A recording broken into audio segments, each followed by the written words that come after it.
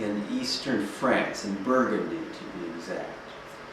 There was a group who left one of these monasteries following the rule of St. Benedict, and they said, we want to restore the balance, and we want to live more authentically, the rule of St. Benedict. And they went to a place in Latin called Cistercium, or it became Citeaux in French, and today we call ourselves Cistercians. So we are a reform, a renewal, perhaps is the better word, of the rule of St. Benedict in 1098.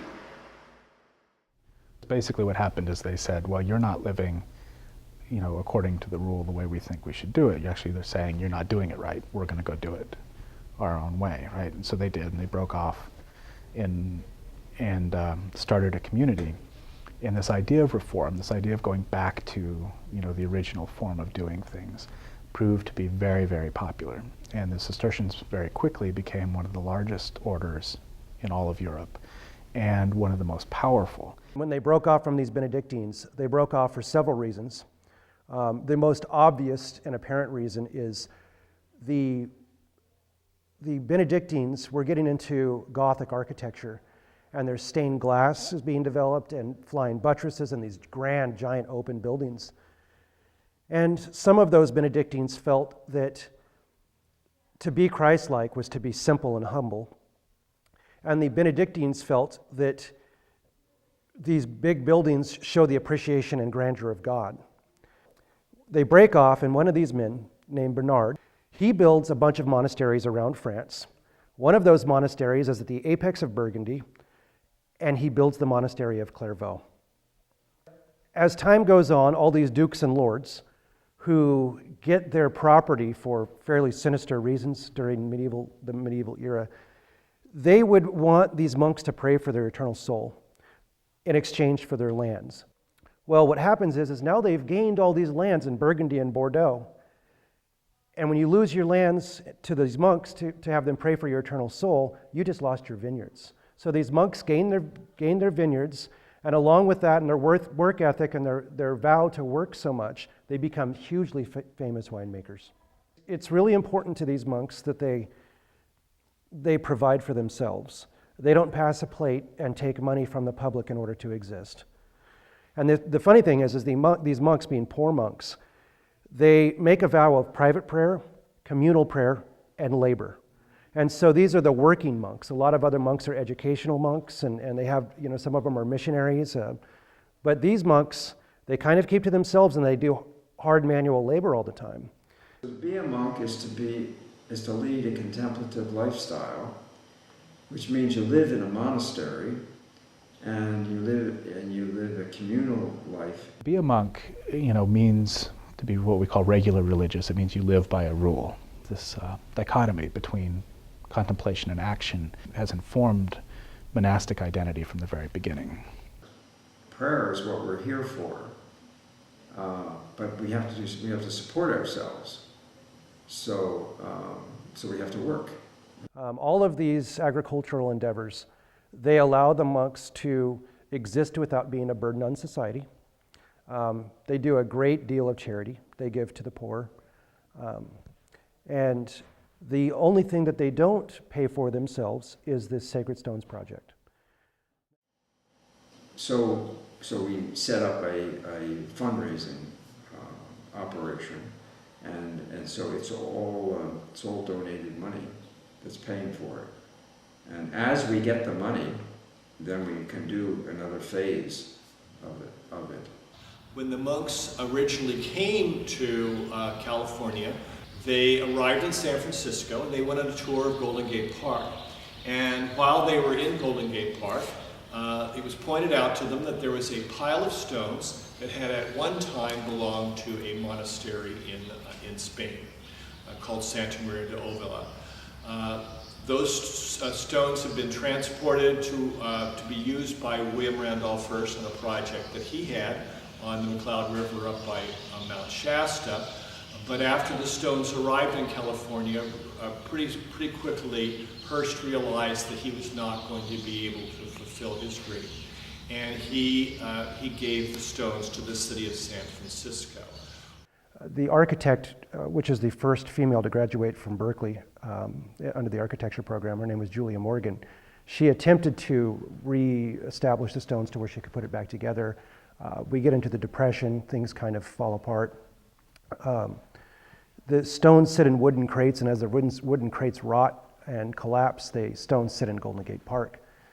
And in 1955, when these Trappist monks come from Gethsemane, Kentucky, and moved to this piece of property in Vina, one of those monks, a 21-year-old monk named Thomas Davis, stops and views the stones, and he was upset that the stones were in disorder, and because they're limestone, if they're not properly maintained and taken care of, they'll rot and erode away. So he stood amongst these stones that were rotting and falling apart, and finally promised himself that he would try to get those stones back. And it wasn't until the mid-1990s that he actually convinced the city of San Francisco to finally relinquish the stones to him.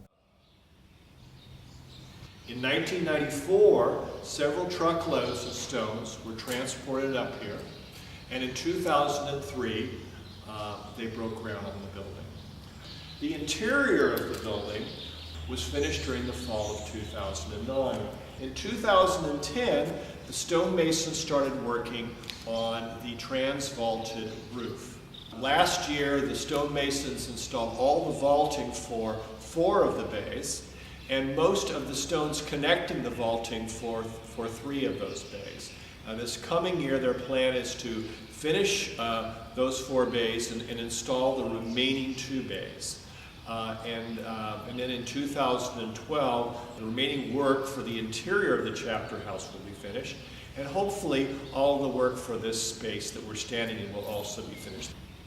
In the Middle Ages, the chapter room, in part, was a room where you conducted communal corporate business. So when the community needed to make a decision, they got together in the chapter room all together to discuss the possibilities and make decisions of various kinds. But that was only one very small part of what a chapter room did. It was also one of the most highly charged liturgical spaces in a medieval monastery. So a chapter house was the second most important liturgical space next to the choir of the church. One of the big things about the sacred stones is the Cistercian order is one of the very few orders in the church that has its own architecture. They call it Cistercian Gothic. And you can really see the Cistercian spirituality by the way they built their architecture. It's a architecture of form, balance, simplicity. They didn't use any stained glass or anything like that. They liked clear light, clear, pure light, because it kind of represented that simplicity and that direct spirituality of light and purity. The real good thing about it is people can come in and just take a look at the building and get some of the spirituality of these this monastic order. The internal spaces tended to be very simple in the early periods. In the later periods, of course, Cistercian architecture becomes in total Gothic architecture. So a lot of the kind of purely ornamental, particularly figural decoration that was common to the Romanesque period sort of disappears from a lot of the Gothic architecture that we associate with monastics in particular, and Cistercians in particular. Medieval monasticism was all about community. This is the most important ritual that you engaged in next to prayer. So Cistercian simplicity isn't just about architecture or art. It's about its relationship amongst a community's relationship to the rest of the world. And it also has to do with simplifying liturgy and work and manual labor. So simplicity is not just about sort of ornamentation, but it's also about the necessary relationship between a monastery and the secular world in which it exists.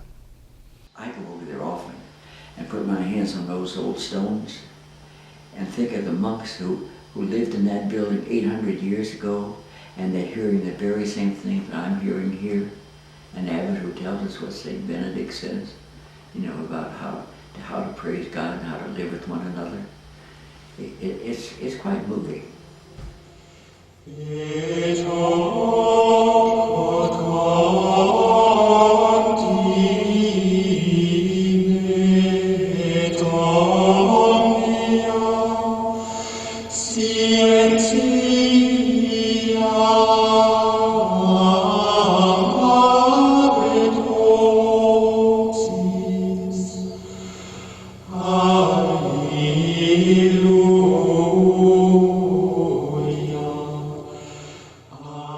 All my life, I was very religiously oriented, very seriously religiously oriented.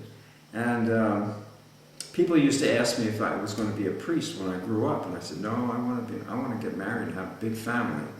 What I wanted was this community life that I didn't know about, but that's really what I wanted. As soon as I entered the property, I said, oh my goodness, this is wonderful. This is just exactly what I would love to have. What works is that it's a community life. You know, we live here as a community, and in a sense, I sometimes think about it.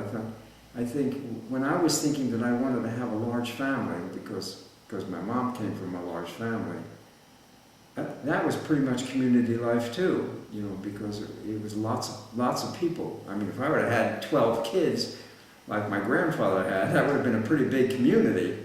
So I don't have 12 kids, but I have a community with a large number of brothers that I live with. I went on this retreat weekend. I just instantly fell in love with monastic life. And I said, this is something I gotta look into. So I visited a few other monasteries. Well, I visited Gethsemane Abbey in Kentucky, which is a famous monastery. Thomas Merton was from there, and I visited here, and came back here a couple times, and I wanted to stay. We gather 7 times a day in the church to pray the Psalms, read the Scriptures. We call that the work of God, or the divine office. Another aspect of our life is Lectio Divina, or a meditative reading and reflection on usually the Word of God or a sacred text. And then our manual labor. So you could say the first 2 elements are more about the spirit, and the manual labor is more about honoring the body and entering into creation by the work of our hands. We start at 3:30 in the morning with a prayer session that goes for about 3/4 of an hour, when we mostly recite the Psalms from the Old Testament. And then we have a quiet time after that for prayer, reading, study, until 6:30. Then we go back for more prayer, a morning prayer, followed by Mass. That gets over about 7:45. Then at 9 o'clock, we go back for another short prayer. Then we go to work till 12.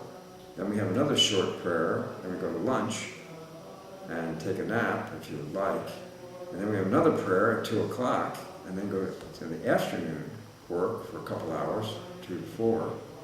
And then at 5:45, we have something, evening prayer called Vespers.